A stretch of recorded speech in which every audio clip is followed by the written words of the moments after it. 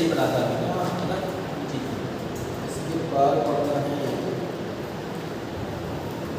योग्यता अर्थ में। ठीक है, योग्यता अर्थ में समास होता है। आ जाओ।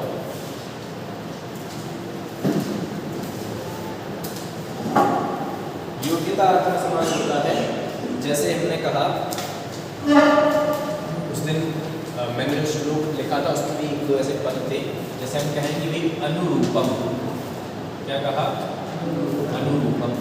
अनुरूपम का हो जाएगा रूपस्य योग्यम।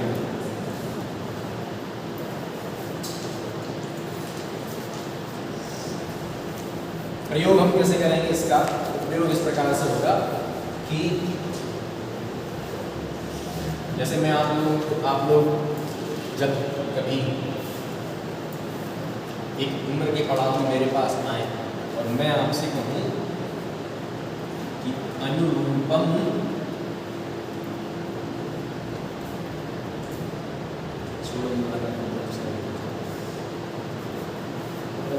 अनुरूपम वरम लभस्व। ठीक है, क्या मतलब होगा? क्या मतलब होगा इसका? अनुरूपम रूपस्य योग्यम, तुम्हारे रूप के जो योग्य है ऐसे वरम लभस्व। तुम लोग वर तो थोड़े ठीक है, अनुरूपम मतलब ये इसमें समास कहाँ हुआ? यहाँ पर रूप शब्द का अनुशब्द के साथ समास किया है। ठीक है, नहीं, एक मिनट, अनुरूपम का आपने बोला अनुरूपम वरम लभस्व, तो आप कह रहे हैं वरम लभस्व निकल जाएगा और नहीं, ये वरम लभस्व ये पूरा वाक्य है, जिसमें से अनुरूपम का अर्थ है रूपस्य योग्यम। इस वाक्य का अर्थ है रूपस्य योग्यम वरम लभस्व। ऐसा मुझे कहना है कि गुणों के अनुरूप, गुणों के योग्य। ये भी समय है नहीं, ये योग्यता अर्थ है। वीप्सा के अंदर योग्यता नहीं है। ये ऐसा है कि यथा शब्द के अंदर योग्यता, वीप्सा, पदार्थ अनतिवृत्ति और सादृश्य, ये चार अर्थ यथा शब्द के लिए हैं। लेकिन उसमें किन्हीं किन्हीं में हम यथा शब्द के साथ समास करते हैं और किन्हीं किन्हीं अन्य शब्दों के साथ करते हैं। उसमें से वीप्सा अर्थ वाला हमने ले लिया तो उस दिन प्रतिदिनम, प्रति वृक्षम, इस प्रकार की वीप्सा अर्थ होती है। क्या? अनुरूपम शास्त्रस्य योग्यम। अनुरूपम शास्त्रम पठतु, ऐसा है ना? अनुरूपम शास्त्रम जो हमारे रूप के अनुसार तो क्या होगा? रूप के अनुसार शास्त्र क्या है? भैया रूपस्य योग्यम का अनुरूपम कैसे हुआ? यही तो समास है। आपने इसके पहले की 2 क्लासेस पढ़ी है क्या? इन्होंने आदि ने पढ़ाया था, वो पढ़ लिया है। आदि को खुद नहीं आता मुझे पढ़ाया। आपने जितना बताया था मैं उतना बताया। हाँ, तो इसलिए मुझे टच प्रत्यय का नकारात्मक मुझे पता है। और मैं 1 क्लास का बात पढ़ाया, 2 क्लास का पढ़ाया। मैंने पहली क्लास का पढ़ाया ना, दूसरी क्लास का नहीं पढ़ाया। 5 क्लास यहाँ ध्यान से। अब मैंने अगर कहा कि भाई अनुगुणम, क्या कहा? अनुगुणम। अनुगुणम का अर्थ क्या होगा?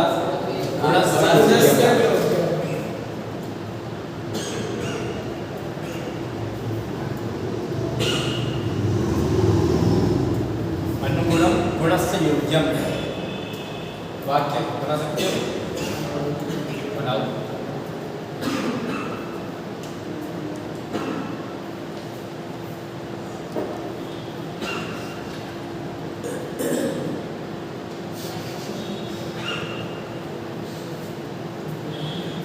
वाक्य मिल गया मुझे।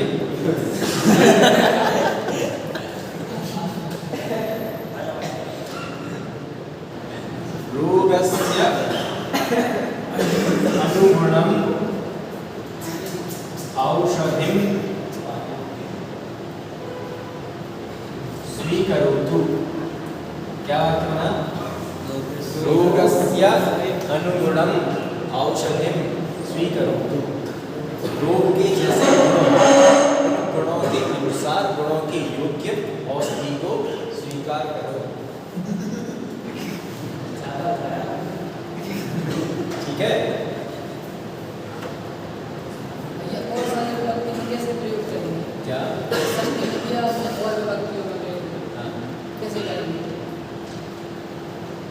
अनुगुणम का और विभक्तियों में प्रयोग, जैसे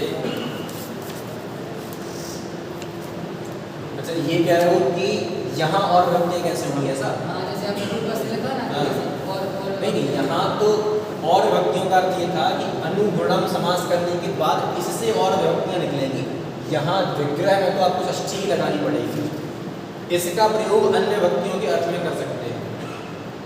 लिखा ऐसे ही रहेगा, बस विग्रह ऐसा ही होगा, है ना? जो समस्त पद बना है उस समस्त पद का प्रयोग हम और दूसरे अर्थों में करते हैं। जैसे उस दिन हम पढ़ रहे थे कि हाँ, कौन सा उदाहरण था? इस वाले का मतलब हाँ, अनुगुणम पूज्यतु। क्या? अनुगुणम पूज्यतु। अनुगुणम पूजतु, गुण के अनुसार पूजा करो। तब इसमें जिसकी पूजा करो उसके कर्म के निर्देश किया जा रहा है, ठीक है? अनुगुणम यानेन गच्छत, अनुगुणम वाहनेन गच्छतु। तो यहाँ पर गुण के अनुसार जो वाहन है इस प्रकार से अन्य वक्तों के अर्थ में प्रयोग किया जाएगा। ये किस अर्थ में था? योग्यता अर्थ में। और उससे हमने किस अर्थ में पढ़ा था? वीप्सा अर्थ में। इसके वीप्सा अर्थ में एक पढ़ लिए थे। इसके बाद तीसरे अर्थ की जो चर्चा में कर रहा था वो था पदार्थ अनतिवृत्ति। कौन सा था? पदार्थ अनतिवृत्ति।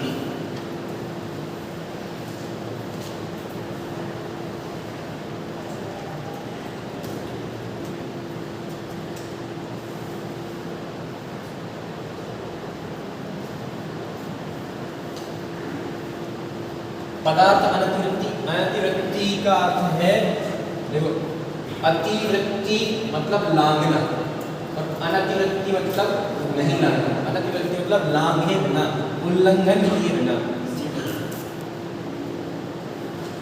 उल्लंघन किए बिना। किसका उल्लंघन किए बिना? पदार्थ का, पदार्थ का उल्लंघन किए बिना, इस अर्थ में। जैसे इसके उदाहरण, एक उदाहरण देखें, यथाशक्ति, मैं यथाशक्ति कार्य करता हूँ, उसका मतलब क्या होता है? शक्ति का उल्लंघन किए बिना, जितनी शक्ति है उतना, है ना? यथाशक्ति मतलब क्या होता है? तो जितनी मेरी शक्ति है उतना, तो मैं, मेरे पास जितनी शक्ति है उसका उल्लंघन किए बिना कार्य करता हूँ, उसको क्या कहेंगे? यथाशक्ति। ये वाक्य फिर हो जाएगा यथाशक्ति ही,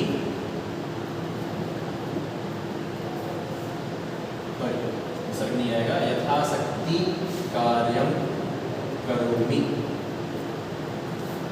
यथाशक्ति अहम छात्रान् पाठयामि, छात्राश्च यथाशक्ति पठन्ति। क्या वाक्य बोला? यथाशक्ति हम छात्रान् पाठयामि, छात्राश्च यथाशक्ति पठन्ति। क्या होगा?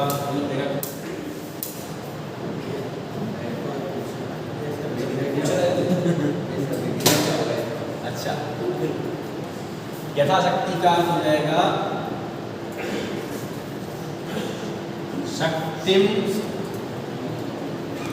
अनतिक्रम्य, शक्ति का अतिक्रमण किए बिना, ठीक है? यथाशक्ति, शक्तिम अनतिक्रम्य। चलो मैं वाक्य फिर से बोल देता हूँ, यहाँ एक और उदाहरण लिख देता हूँ पहले। यथामति, ठीक है? यथामति, दोनों का एक ही प्रयोग करके बताऊँ। मैंने कहा कि अहम छात्रान् यथाशक्ति पाठयामि, छात्राश्च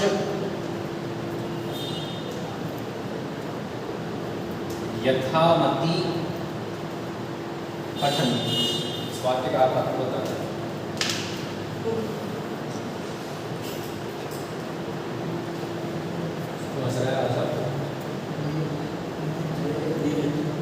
बोलो अनमोल, आपका उसका।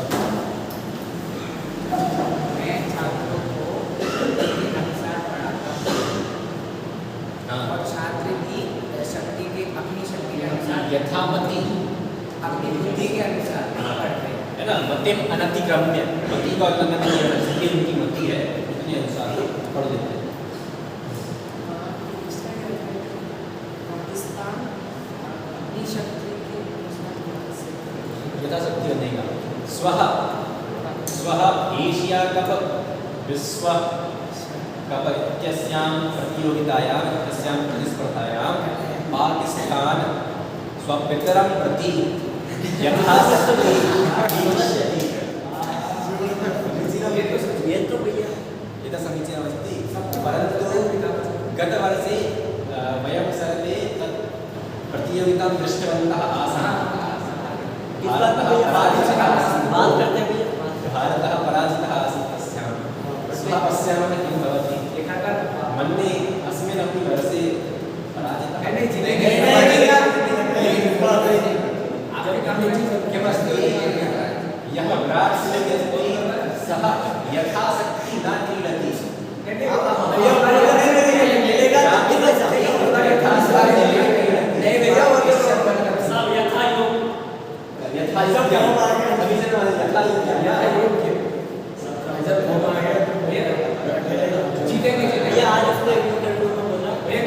मैं सुन रहा था क्लास मैनेजमेंट कंटिन्यू सुन रहा था। क्या पिछले 10 सालों में ऐसा कभी नहीं हुआ कि उसने 1 महीने तक बैट नहीं छुआ। अच्छा, अब की बार हुआ ऐसा। किसने?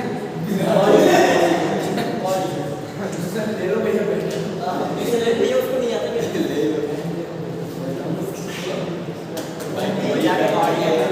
इदानीं वाक्यमस्ति भवन्तः यथा मर्यादं वदन्तु।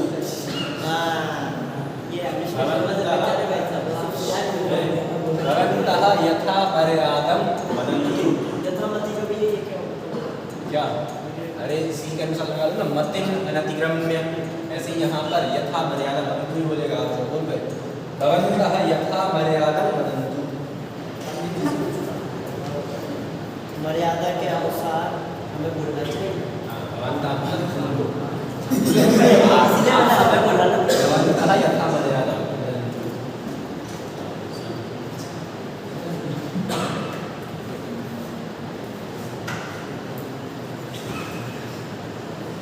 यथा रुचि पुस्तकानि पठितव्यानि। यथा रुचि पुस्तकानि पठितव्यानि। बोलो आगे। रुचि के अनुसार पुस्तकें पढ़नी चाहिए। मतलब जितनी रुचि हो, जितनी रुचि जितनी रुचि हो। भाव ऐसा सही कह रहा है, रुचि का उल्लंघन किए बिना वे जैसा रुचि इसलिए नहीं, जैसे जैसे रुचि हो वैसे इसलिए चलो अब आगे इसके कुछ वाक्य दे रहा हूँ, तो वाक्य आप लोग कीजिएगा कि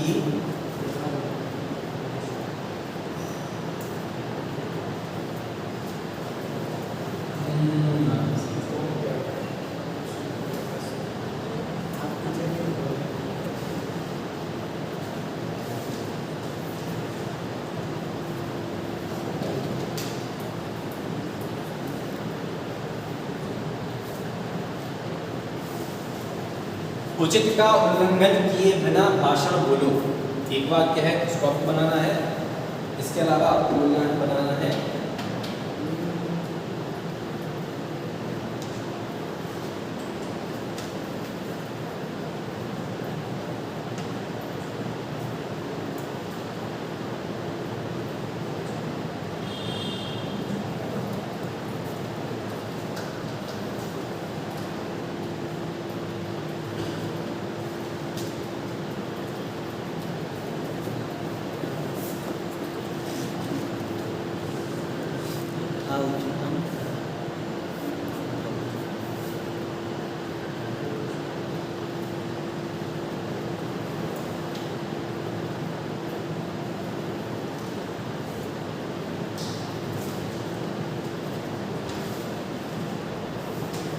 दो वाक्य आपको दिए हैं।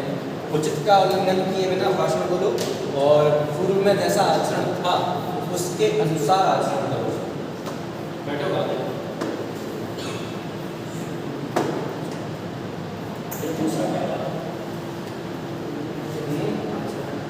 पूर्व में जैसा आचरण था उसके अनुसार आचरण करो।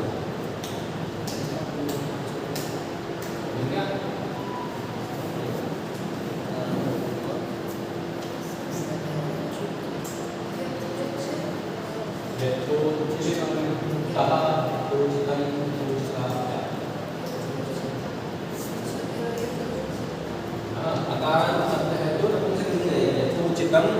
क्या बनेगा? यथोचितम।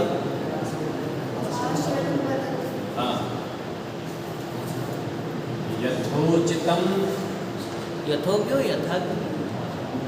भाषणम हाँ, यथोचितम भाषणम वदत। आगे एक है पूर्व में जैसा आचरण था उसके अनुसार आचरण करो। यथा आचरणमस्ति ततः आचरणं करोतु। बोलो अरिहंत। पूर्वे यथा आचरणम् आसीत् तस्य यथा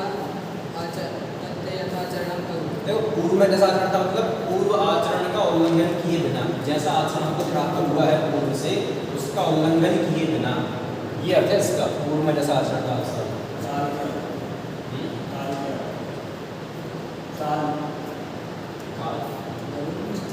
अरे भाई, पूर्व में जैसा आचरण था उसको उल्लंघन किए बिना, वही अर्थ है।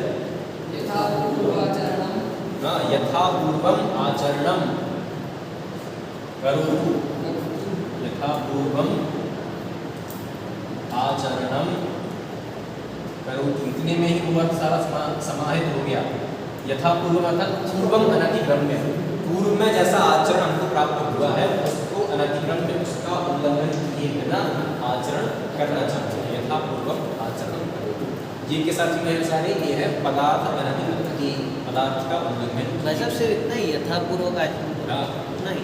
इतनी से यह कहा गया पूर्व में जैसा आचरण था उसके अनुसार था, तो उसका ऐसा उल्लंघन नहीं, किए बिना। यथापूर्वकम आचरण अस्ति ततः आचरणं करोतु। ऐसा भी कह सकते हैं यथा पूर्वम आचरणम आसीत् तथा आचरणं करोतु। लेकिन इतना लंबे बोलने का अपेक्षा इतने में ही वो अर्थ समाहित होता है। इतने तो इतना यथापूर्व आचरण कर, हाँ, इतना ही यथा पूर्व का मतलब क्या कि पूर्व अनतिक्रम में पूर्व में जैसा आचरण हुआ करता था वैसा।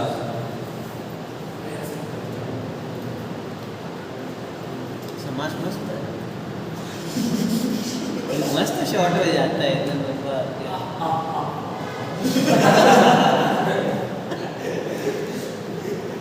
एते छात्राः यथापराधं दण्डनीयः। एते छात्राः यथापराधं दण्डनीयः, क्या मतलब होगा? भाई ये जो छात्र है दंड अपराध के अनुसार, अपराध का अतिक्रमण किए बिना दंडनीय है। अपराध का उल्लंघन किए बिना, जितना अपराध उतना दंड। यथा विधि भवन्तः पूजां कुर्वन्तु। यथा विधि भवन्तः पूजा, विधि के अनुसार विधि का उल्लंघन किए बिना पूजा करें। ये सारे अर्थ किसके हैं? पदार्थ अनतिक्रम्य। विधानम जो भी लिट प्रत्यय शब्द होते हैं सारे प्रचलित होते हैं, और लिट प्रत्यय मतलब जिनमें अनम ध्वनि है, पठनम, लेखनम, हसनम, गमनम, ऐसे विधानम।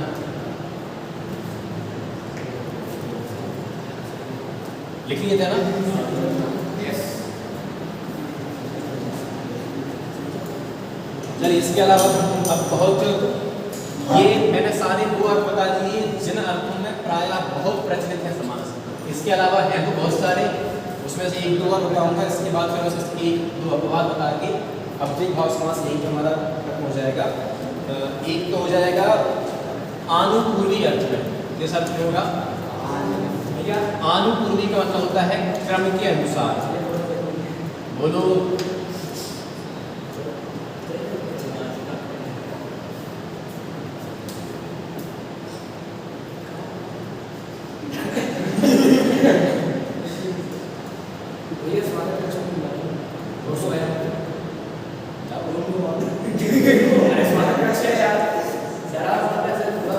चलो, आनुपूर्वी अर्थात क्रम के अनुसार।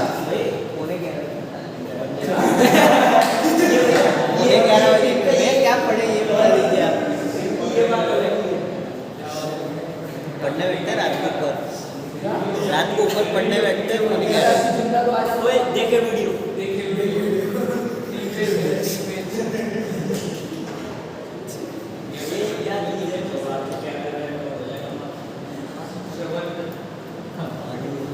तो मैंने कहा आनुपूर्वी अर्थ में, आनुपूर्वी अर्थात क्रम के अनुसार। जैसे मैंने कहा अनुज्येष्ठम गुरुन् प्रणमतु, तो अनुज्येष्ठम का अर्थ होगा ज्येष्ठ के अनुसार। ज्येष्ठ के अनुसार अर्थात जो सर्वाधिक ज्येष्ठ हैं सबसे पहले उन्हें नमस्कार करो, फिर जो उनसे छोटे हैं उनको नमस्कार करो, फिर जो उनसे छोटे हैं उनको नमस्कार करो। इसको क्या कहेंगे? अनुज्येष्ठम।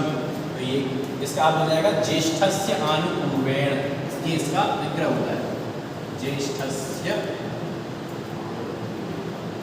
आनुपूर्वेण, ये इसका आनुपूर्वी का बनेगा पूर्वस्य।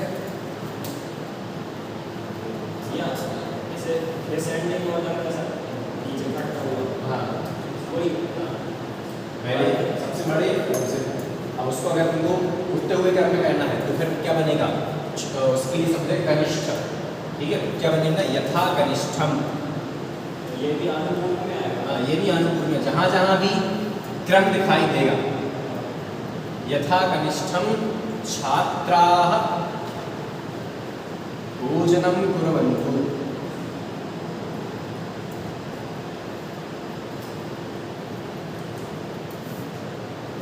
तो कनिष्ठस्य आनुपूर्वेण क्या हो जाएगा इसका, कनिष्ठस्य आनुपूर्वेण,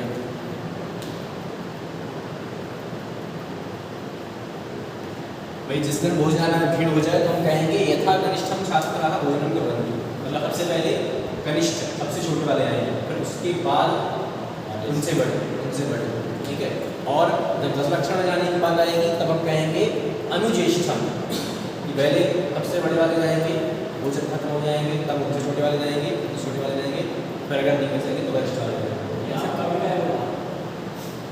क्या लगता है शास्त्री की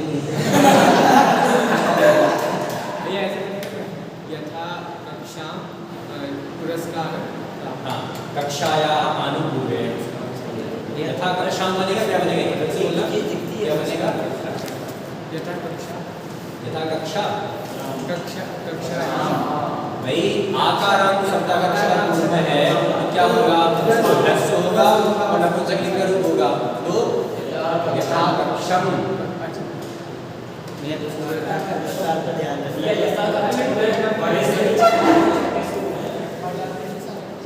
देखो यहाँ बड़े सीने का नहीं है, बड़े सीने का तो ज्येष्ठ से और कनिष्ठ से आ रहा है, यथा कक्षम का मतलब होगा कि एक कक्षा, कक्षा एक क्रम से, है ना, भाई ज्येष्ठ और कनिष्ठ का अर्थ इसलिए आ रहा था कि अनु शब्द के साथ किसका अर्थ करता है, इसका अर्थ सिर्फ क्रम से है, समास सिर्फ क्रम को बताएगा, कनिष्ठ और इष्ट क्रम तो यहाँ पे जो शब्द थे उनको देख के हमने लगाया था, यथा कक्षम का अर्थ होगा कि क्रम से कक्षाएं आएंगी, समझे? हाँ यथा कक्षम प्रश्नान प्रश्नतु, कक्षा के अनुसार से प्रश्न पूछे, अनुक्रमान् आनयतु, अनुक्रमम अथवा अनुक्रमांकम, क्रमांक के अनुसार जो है छात्र, ठीक है, ये हो गया के साथ में आनुपूर्वी अर्थ। इसके अलावा एक अर्थ जो है आपका कैसे साफ कर दूं,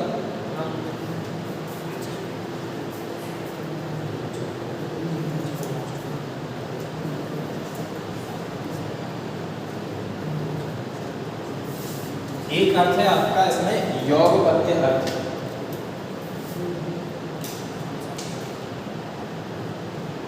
योगपद्य अर्थात साथ साथ, जैसे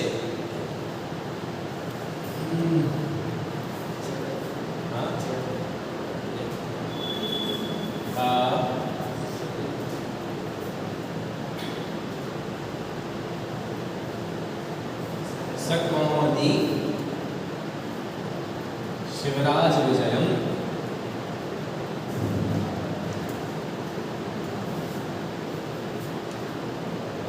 आनयतु, वाक्य लिखा है सकौमुदी शिवराज विजयम आनयतु, तो साथ साथ अर्थात कौमुदी, कौमुदी के साथ, रचनावाद कौमुदी के साथ क्या लानी है, शिवराज, तो इसका जो लौकिक विग्रह होगा वो होगा कौमुद्याः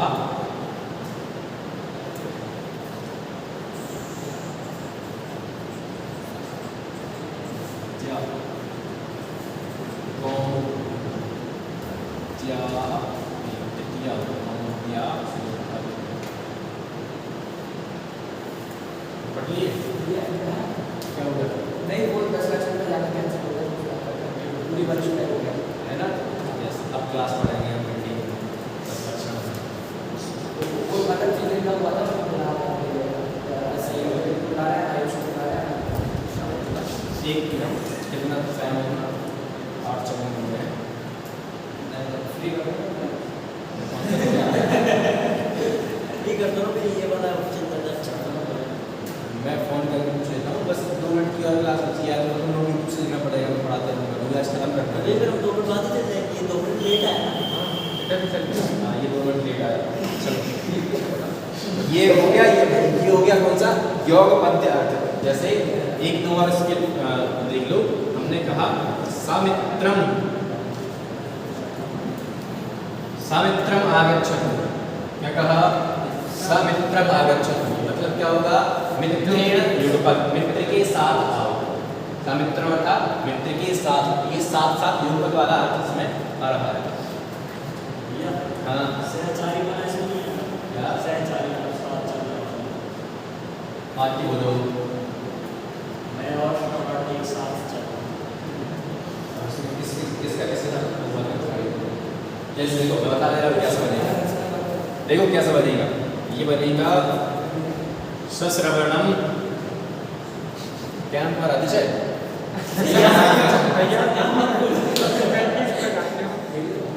संयमः गच्छति। इसका चलता है क्या हो गया? सश्रवणम संयमः गच्छति। संयम जो है वो श्रवण के साथ साथ गच्छति। ठीक है, इस प्रकार की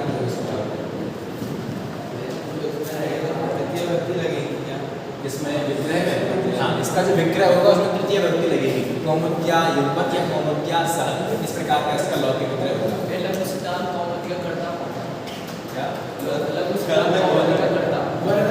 वरदराजा ये ठीक है यार। भैया वो या ब वो भैया वहाँ जो विनोद सर है उनने ब बोला। जी दीक्षित नहीं बोला था? भरतराज आचार्य, भरतराज भैया है, भरतराज आचार्य। भरतराज बोला? हाँ लाल वाला उस दिन कौमुदी के ऊपर लिखा है मेरी क्लास में कोई कुछ नहीं बोल के गया, मैं पहाड़ी नहीं बोल गया। बोल देना प्रतिज्ञा से तो पढ़ना है, परंपरा से तो पढ़ना नहीं है। ये मैंने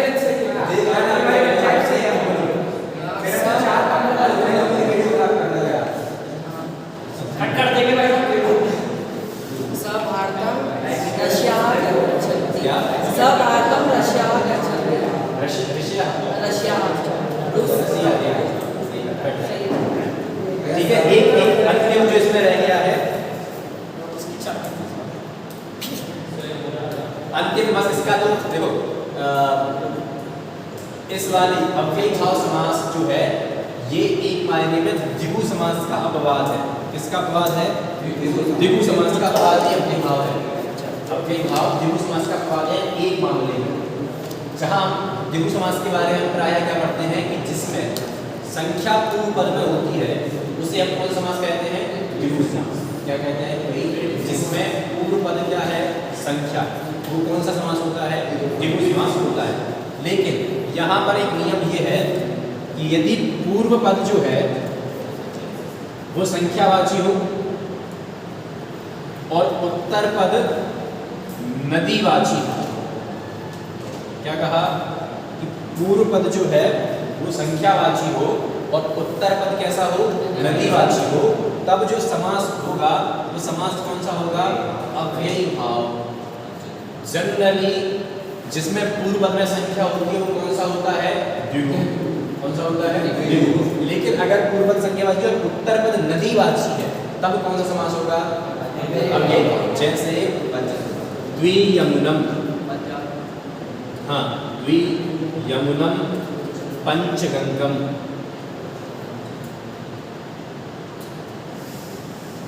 पंजाब तो एक प्रदेश का नाम है जहाँ 5 नदियों का जल मिलता है। आप मतलब होता है जल। पंजाब में जो आप हो गया वो जस्ट से होके, लेकिन मूल शब्द वहाँ पे आप मतलब होता है जल। तो 5 नदियों का जल जहाँ मिले वो कहा जाएगा पंजाब, है ना। ऐसे ही सप्तगंगम, ये पूर्व में इनके संख्यावाची पद है और बाद में नदीवाची शब्द है, इसलिए कौन सा समास होगा? अव्ययीभाव। नहीं तो संख्या को देखकर हम कौन सा लगा देते हैं, द्विगु। ठीक है, लेकिन ये द्विगु का अपवाद के रूप में ये आपका अवयवी भाव समास है। 7 गंगाओं का समूह। 7 गंगाएं ऐसी हैं, जब आप भूगोल पढ़ते हो ना तो गंगा अकेली नहीं मिलती, उसके पहले उसमें बहुत सारी अनेक प्रकार की गंगा, राम गंगा, पेन गंगा, वेद गंगा, इस प्रकार से बहुत सारी गंगाएं मिलती हैं, तो उसे हम कहते हैं सप्त गंगा। ऐसा ही नियम बनेगा आपका कि अगर पूर्व पद संख्यावाची है और उत्तर पद जो है वो मुनि शब्द है। पूर्व पद संख्यावाची और उत्तर पद जो है, यहाँ जैसे नदी शब्द था और यहाँ पर सिर्फ मुनि शब्द, संख्या प्लस मुनि, ऐसा अगर होगा तो वो भी अव्ययी भाव में आएगा। जैसे द्विमुनि, त्रिमुनि, ये शब्द भी आपके आते हैं अव्ययी भाव में। ये इसके कुछ अपवाद थे। इसके अलावा भी बहुत सारे अर्थों में अव्ययी भाव समास हुआ करता है, लेकिन प्रायः जिन अर्थों का प्रयोग इनको देखने में आता है उन अर्थों की चर्चा यहाँ पर हमने की है। एक अंतिम बात जो इन समास के बारे में मुझे कहनी है वो ये कि यहाँ हमने बहुत सारे अर्थों में समास पढ़े हैं, कदाचित आपको वो अर्थ ख्याल में ना रहे, लेकिन इतने उदाहरण देखने के बाद अब आपको शब्द देखकर ये तो समझ में आ जाएगा कि ये समास अव्ययी भाव समास है और इसका अर्थ क्या निकलना चाहिए। आप 2 से 3 बार जो उदाहरण पढ़े हैं उन उदाहरणों को देखिए। आगे से जब आप रचनावर्त नहीं शिवराज विजय और नीति शतक, ये 2 ग्रंथ पढ़े, तब वहाँ खोजने का प्रयास कीजिए कि क्या इस प्रकार का कोई शब्द हम वहाँ पर पढ़ रहे हैं। ठीक है, इस प्रकार का अभ्यास अगर आप करेंगे तब तो ये पढ़ना सार्थक है, अन्यथा जैसे आप बाकी चीज़ें भूल जाते हो वैसे ही बाकी चीज़ें ये भी भूल जाओगे। ठीक है, तो प्रयोग की दृष्टि से आपको इनको बार बार देखना चाहिए। Like share and follow. ये आगे है, लाइक शेयर एंड ये वो तो आगे है, अगर वीडियो पसंद आए तो लाइक शेयर करें। आगे साथ पर हम रेड बेल उसको टिक करें।